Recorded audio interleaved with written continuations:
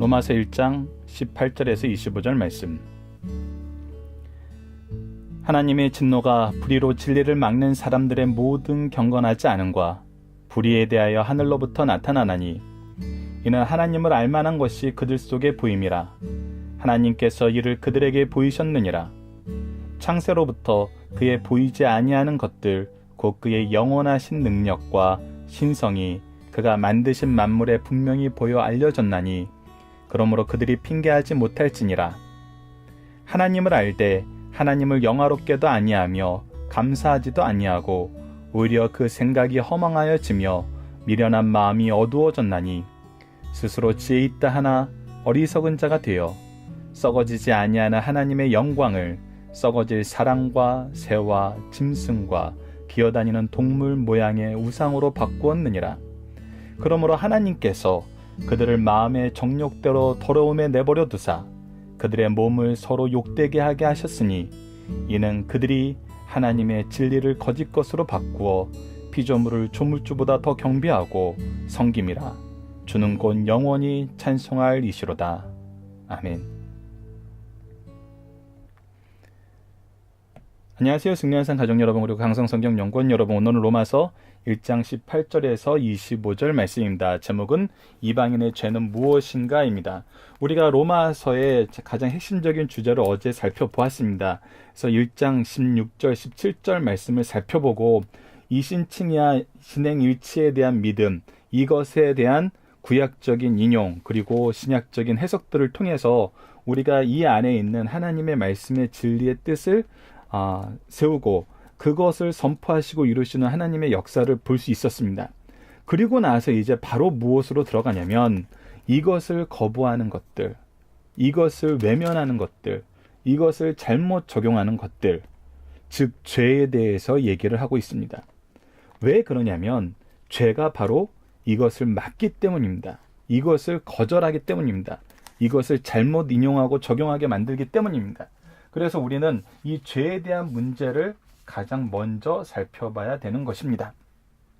자, 계속 오늘 18절 말씀을 보도록 하겠습니다. 하나님의 진노가 불의로 진리를 막는 사람들의 모든 경건하지 않음과. 자, 경건에 대해서 얘기하는데 무엇이 경건하지 않음이냐면 불의로 진리를 막는 사람들의 이것이 바로 경건하지 않음이란 거예요. 진리는 무엇이에요? 바로 그리스도를 믿어 구원에 이르는 하나님께서 구원의 길로 열어놓으신 구속 사역이에요. 그리고 이것은 언약을 통해서 성취되었어요. 그래서 우리가 신구약 전체를 통해서 이 언약으로 구속사를 이해하게 돼요.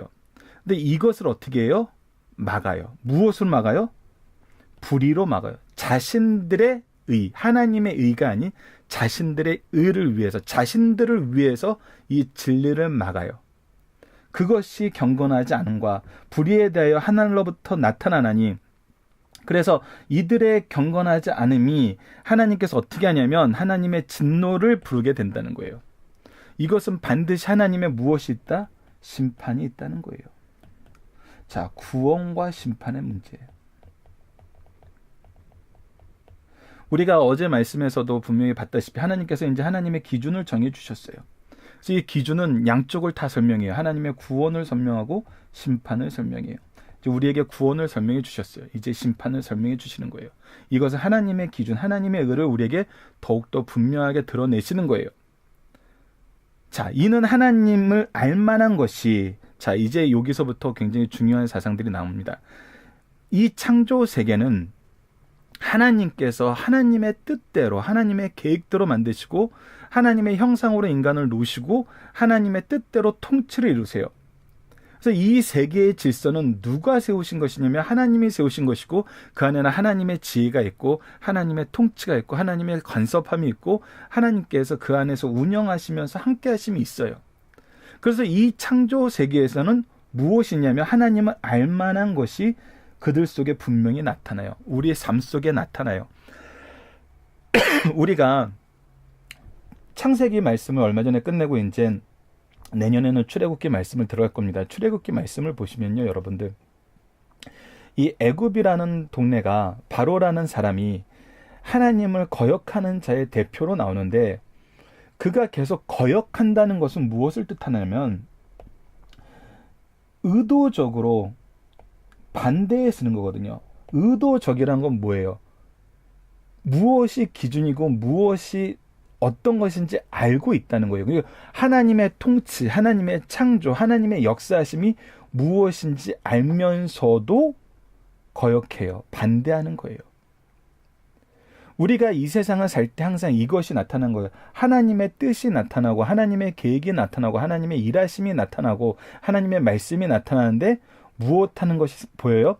이것을 외면하고 반대되는 곳으로 가는 것이 보여요. 그래서 이거에 대해서 우리가 유구무원하게 돼요. 잘못한 거에 대해서, 우리의 죄에 대해서. 분명히 얘기합니다. 이는 하나님을 알만한 것을 그들에게 보이심이라. 하나님께서 이를 그들에게 보이셨느니라. 하나님께서 분명히 보이셨어요. 무엇을 보여주십니까? 창세로부터 그의 보이지 아니하는 것들, 보이지 않는데 보여주셨어요. 보이지 않는 것이 무엇이냐면 곧 그의 영원하신 능력과 신성이에요. 이 영원하신 능력과 신성을 하나님께서 이거 원래 보이지 않는 것인데 이 세상을 통해서 하나님의 영원하신 능력과 신성을 우리에게 보이셨어요. 이거 굉장히 놀라운 것이거든요. 이 창조의 운행의 질서를 보면은 질서를 세우신 하나님의 능력이 나타나요. 이 운행의 방법을 보시면 운행하시는 하나님의 능력이 나타나요. 그리고 그의 거룩하심이 드러나요. 하나님께서 어떻게 운행하시는지 그 기준, 거룩하심이 드러난다는 거예요. 그래서 다양한 모습으로 하나님의 신성을 우리에게 보이심으로 그의 능력과 통치를 우리에게 보여주세요. 그가 만드신 만물에 분명히 알려졌나니 그러므로 그들이 뭐하지 못한다? 핑계하지 못한다는 거예요. 핑계하지 못한다는 거예요. 바로의 역사에서 보면은 애굽에 우박이 떨어지고 메뚜기가 보일 때 뭐라고 그러냐면 우박과 메뚜기는 여러분들 일반적인 자연현상이잖아요. 일반적으로 나타날 수 있는 자연현상이잖아요. 이것을 그래서 일반적으로 나타날 수 있는 자연현상의 범주 안에서 과학적으로 분석하시는 분들이 계시는데 성경에 나타난 말씀은 뭐냐면 이 우박과 메뚜기 떼에 대해서 얘기를 할 때 이전에 보지 못했던 이전과 다른 그래서 이것이 일반적으로 경험될 수 있는 그런 것이 아니라 정말 이것이 하나님께서 하시는 일이구나. 그 하나님께서 하시는 일이구나를 더 분명하게 드러내는 것은 뭐였어요? 고센 땅을 구별하셔서 하나님께서 구별하신 곳은 보호하시고 심판하실 곳은 심판하시고 이것을 분명하게 보이거든요. 우박이 떨어지기 전에도 너희들이 하나님의 말씀을 들으면 안전한 곳으로 피하게 하시고 그 애굽 사람이라도 따르지 않는 사람들은 그대로 심판받게 하시고 그래서 하나님에 대해서 핑계하지 못하게 만들어요. 그 바로가 뭐라 그러냐면 내가 하나님 앞에 범죄하였나이다라고 고백해요. 하나님은 뭐라 그러냐면 네가 거짓말하지 말고 겸비하라고 얘기해요. 그래서 결국 그 모든 사건을 하나님께서 우리에게 알게 하세요. 이것은 우리가 하박국에서도 봤어요. 하박국 2장 14절에서 하나님이 통치하시는 것이 무리바다 덮음같이 하나님을 찬양하는 것이 온 세상에 가득하게 만든다 그랬어요. 그러니까 하나님의 통치가 온 세상에 선언돼요. 그래서 뭐하게 만들어요? 핑계하지 못하게 만들어요. 다니엘서에서도 보면 느부갓네살 왕이 자신의 영광을 찬양하다가 7대를 지나고 나서 뭐라고 얘기해요? 하나님 이 나라를 세우시는 분들. 나라의 흥망성쇠는 하나님께 달려있다는 거예요. 누구도 하나님의 통치에 대해서 핑계하지 못하게 분명히 우리에게 알려주세요. 알게 하세요. 물론 이제 우리 많은 신학자들이 얘기해 주신 대로 아는 것과 믿는 것은 달라요. 근데 알게 만드세요. 그래서 그들이 핑계하지 못하게 만드세요. 21절입니다. 하나님을 알되 하나님을 영화롭게 하지 아니하면 이것입니다. 이것이 바로 바로에게 얘기했던 네가 겸비하지 않는다는 말의 내용이에요. 이 겸비하지 아니함, 하나님께 무릎 꿇지 않냐함, 하나님을 알되 하나님을 영화롭게도 하지 아니하고 감사하지도 아니하고 오히려 그 생각이 허망하여 미련한 마음에 어두워졌으니 오히려 어두워져서 적극적으로 외면하고 적극적으로 공격하고 적극적으로 대항하죠. 이것이 뭐예요? 심판에 쌓인 사람들의 모습이에요. 하나님의 기준이 나타나고 하나님의 능력이 나타나고 하나님의 신성이 나타나는데 하나님의 영화로우심이 나타나는데도 감사가 아니라 순종이 아니라 자신들을 어둡게 하는 어둠의 죄가 더 많아진다는 거예요. 그런 자들의 특징은 뭡니까? 스스로 지혜 있다 하나 어리석게 되며, 스스로 지혜 있다고 생각해요. 본인이 최고라고 생각해요. 하나님보다 더 높다고 생각해요. 이것은 창세기에서부터 나타났던 거예요. 가인성에서 어떻게 했어요? 가인에게는 일곱 배라 그랬지만 나에 대해서 얘기하는 자는 77배라. 내 능력이 하나님의 능력보다 크고 내 통치가 하나님의 통치보다 더 너희들에게 무서울 것이라고 얘기를 해요. 바로도 하나님을 섬기라고 보낸다고 얘기해 놓고서는 너희들은 나의 소유인데 너희들은 하나님의 소유가 될 수 없다 그러면서 나의 것으로 바꾸려 그래요. 뺏으려 그래요. 그리고 그것이 지혜로운 걸로 생각하고 그것이 나에게 좋은 것이라고 생각하지만 사실 그거 뭐예요? 어리석게 되는 거라는 거예요. 23절 봅시다. 썩어지지 아니하는 하나님의 영광을. 자, 이게 이제 세상 종교의 특징입니다. 세상 종교라고 말하기보다는 세상 모든 사람의 특징이 되는 것입니다. 자, 잘 보셔야 됩니다. 썩지 아니하는 하나님의 영광을 썩어질 사람과 새와 짐승과 기어다니는 동물과 모양의 우상으로 바꾸었느니라. 자, 이것을 보세요. 여러분들, 인간은 창조의 원래 모습이 하나님께 영광 돌리는 존재로서 창조가 되었어요. 하나님과 함께하는 존재로서 창조가 되었어요. 우리가 어제 삶과 죽음에 대해서 얘기할 때도 이 세 가지를, 육체의 죽음이란 건 뭐였어요? 육체와 영혼의 분리였어요. 영적인 죽음은 뭐였어요? 하나님과 영혼의 분리였어요. 즉 우리는 하나님이 계시지 않으면 삶이 이루어질 수 없어요. 생명이 이루어질 수 없어요. 그래서 이곳에 항상 하나님의 역사심이 있어요. 그런데 하나님을 빼놓고 우리 인간이 완성되느냐? 완성될 수가 없어요. 이게 본질이에요. 근데 죄는 뭐를 해요? 바로 이 자리에 하나님 외에 다른 것을 채우고 싶어져요. 다른 것을 채워도 될 거라고 생각을 해요. 창세기 3장에서 사탄이 시험할 때 무엇을 채웠어요? 그 안에 욕심을 채웠어요. 하나님과 같이 될 수 있다라는 욕심을 채웠어요. 거짓으로 이 욕심을 채우게 만들었어요. 그러나 뭐였어요? 허무한 것이었어요. 그래서 이곳에 강하고 아름다운 사람을 넣는 것이 바로 노아 때 많이 나타났던 일이었어요. 그리고 모든 신들의 계보를 보세요. 전부 샤머니즘이에요. 전부 샤머니즘에서 시작해요. 출애굽기 내년에 볼 거지만 애굽에 나타났던 신들의 모습을 보여요. 태양신, 달신, 땅신, 강신, 심지어는 파리신, 개구리신까지도 있잖아요. 이게 샤머니즘이에요. 그래서 하나님이 만드신 창조물들을 하나씩 여기다 대입을 해봐요. 그리고 섬겨봐요. 근데 어때요? 예, 허무한 것들이에요. 어리석은 것들이에요.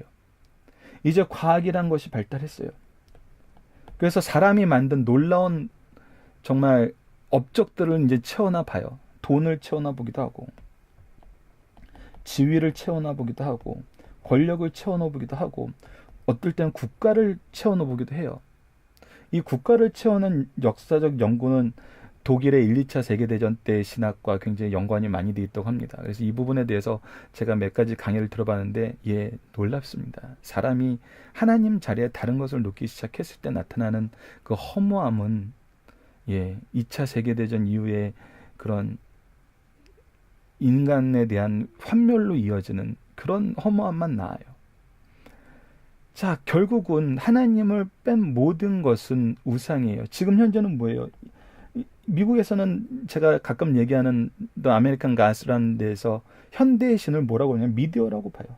뉴스라고 보고 엔터테이너라고 보고 인터넷이라는 신이라고 보고 스마트폰이라는 신으로 보고 이제 AI가 등장하겠죠. AI를 우리가 이 신의 반열에 올려놓게 될 거예요. 한동안은 만족하겠죠. 무엇인가 채워지는 것 같아서. 근데 채워지는 것 같아서 만족하는 것이지 그 자리를 하나님을 대신할 그 어떤 것도 있잖아요. 자, 24절 봅시다. 그러므로 하나님께서 그들의 마음을 정욕대로 더러움에 내버려 두사. 자, 이것이 바로 무서운 것입니다. 하나님께서 그 심판의 최고의 강도가 무엇이냐면 그 마음의 정욕의 더러움대로 내버려 두시는 거예요.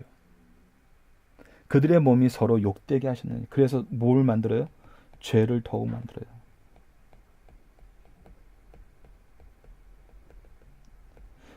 죄를 더욱 생성하는 거예요. 이는 그들이 하나님의 진리를 거짓 것으로 바꾸어, 자, 이들이 이곳에 다른 것을 채웠으면 필연적으로 나타나는 것이 뭐냐면 하나님을 거부하는 거예요. 하나님의 진리를 거짓이라고 선전하는 거예요. 그래서 어떻게 해요? 피조물을 조물주보다 더 경배해요. 그래서 하나님을 경배할 대상으로 삼지 않아요. 하나님을 우리가 찾아야 될 대상으로 찾지 않아요. 하나님을 내가 받아들여야 할 대상으로 받아들이지 않게 만들어요. 이 세상에 충만한 하나님을 거짓 것으로 만들려 그래요. 근데 우리가 분명히 알아야 되는 건 뭐예요? 주는 곧 영원히 찬송하리시로다. 아멘. 이것은 변하지가 않아요. 이것은 우리가 변하게 할 수 없어요. 그래서 우리에 의해서 바뀌지도 않아요. 이것은 진리예요. 팩트이고 본질이에요. 이것을 인정하는 것과 이것을 거부하는 삶의 차이는 분명히 나타납니다. 본문 묵상하기를 보도록 하겠습니다. 첫 번째, 하나님의 진노의 대상이 되는 자들은 어떤 자들이며 무엇입니까? 진리를 막는 사람들이에요. 진리를 막는 사람들이에요. 그 이유는 뭐예요? 하나님께서 분명히 진리를 알게 보이셨는데 그들이 거부하였기 때문이죠. 20절, 하나님의 진노의 대상이 된 자들이 핑계하지 못하는 이유는 무엇입니까? 바로 그가 모든 것을 보여주셨기 때문이에요. 창조로부터 하나님은 하나님을 우리에게 보여주셨어요. 창조는 하나님의 계시예요. 첫째 날 빛이 있으라 했을 때 그 빛은 하나님을 알게 하는 빛이에요.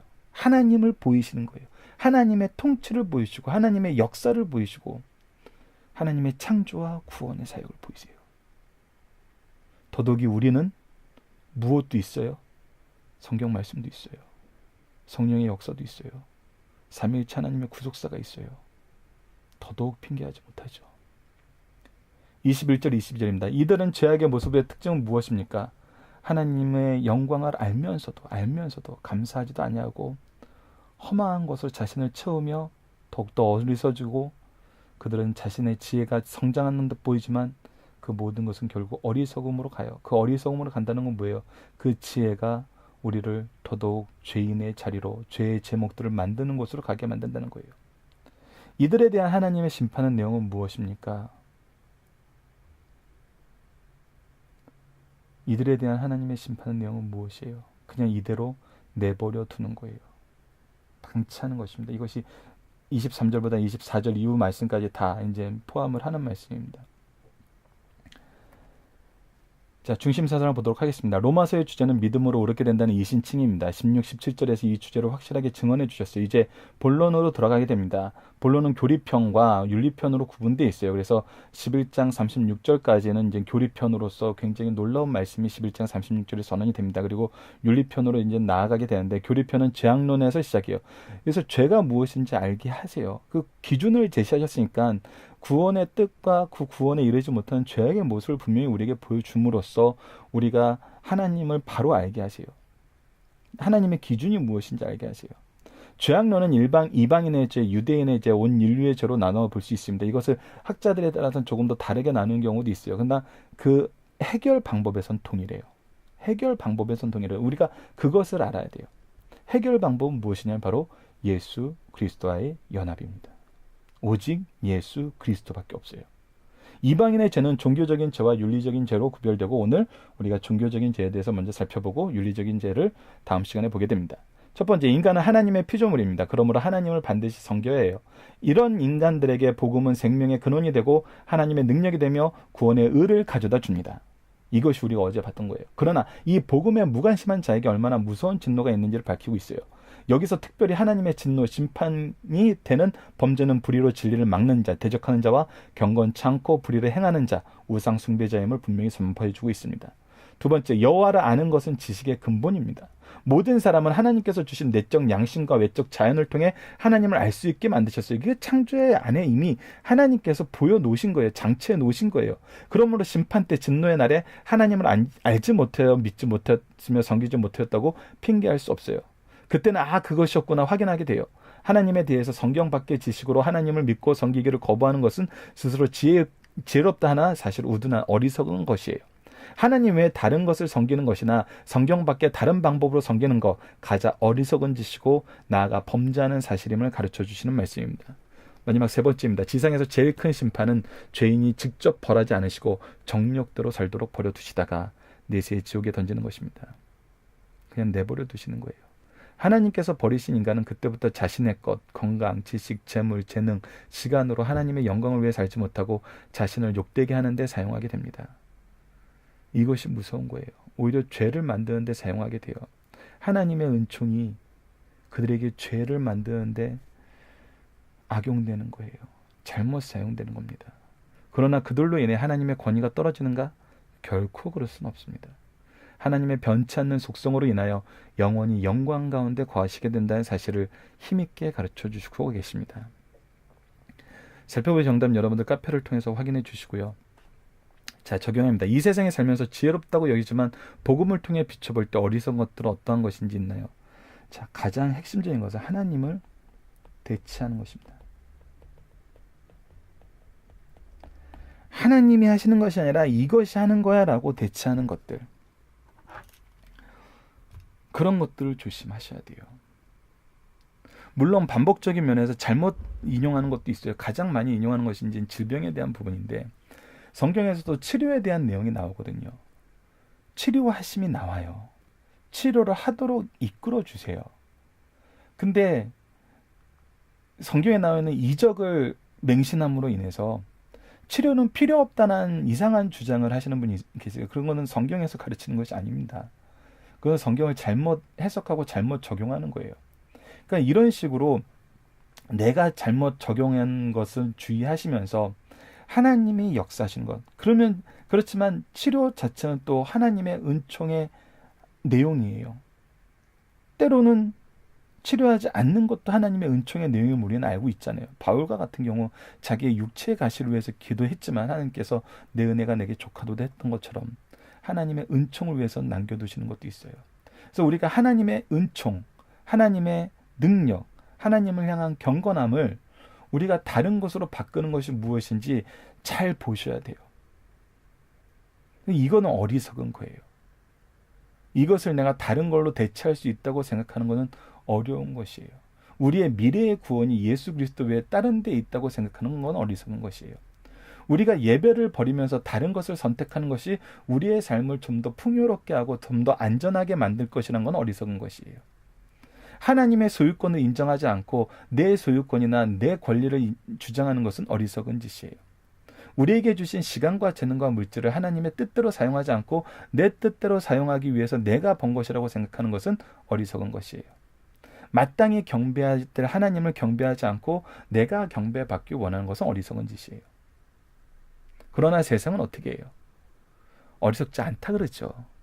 자기 PR의 시대고 자기 능력을 키워야 되는 시대고 자기 능력을 자랑해야 되는 시대고 나를 따라야지 내가 안전해진 시대인데 팬덤이 형성돼야지 내가 안전한 시대인데 영광을 왜 하나님께 돌려야 돼? 라고 얘기하죠. 오히려. 그러나 성경적으로 볼 때는 이것은 미련한 것이란 것입니다. 자, 우리가 이번 주 함께 묵상하고 있는 내용은 무엇입니까? 우리는 복음을 통해 어떠한 삶을 살고 무엇을 구별하는 영적 안목을 가지게 됩니까? 하나님께 돌려야 될 영광과 인생에게 가야 될 것이 무엇인지를 알아요. 영광은 하나님께 돌리고 우리에게 오는 건 하나님의 은총이에요. 이것이 우리가 하나님 앞에 겸비한 겸손한 삶을 사는 이유입니다. 그리고 이것이 창조의 질서예요. 이것을 우리가 기억했으면 합니다. 말씀을 기초로 기도하기를 통해서 마치겠습니다. 하나님, 복음의 정수를 가르쳐 주시고 우리에게 죄가 무엇인지 보게 하심을 감사합니다. 세상이 악하여 죄를 죄로 인식하지 못할 많은 문화와 시간들 속에서 우리가 자라 성령의 인도하심과 지혜가 없으면 우리도 어리석은 생각과 결단을 하게 됨을 고백합니다. 주님, 우리가 이 시대를 바로 보고 하나님의 뜻을 바로 볼 수 있는 영적 안목을 소유하게 하여 주소서. 그리하여 세상이 어리석은 것을 주장할 때 우리는 복음을 전하며 하나님의 뜻과 의를 이루시는 하나님의 놀라운 능력을 증거하게 하여 주소서. 세상에 순종하는 삶을 사는 것이 아니라 말씀으로 승리하는 삶을 살게 하여 주소서. 예수님 이름으로 기도드립니다. 아멘.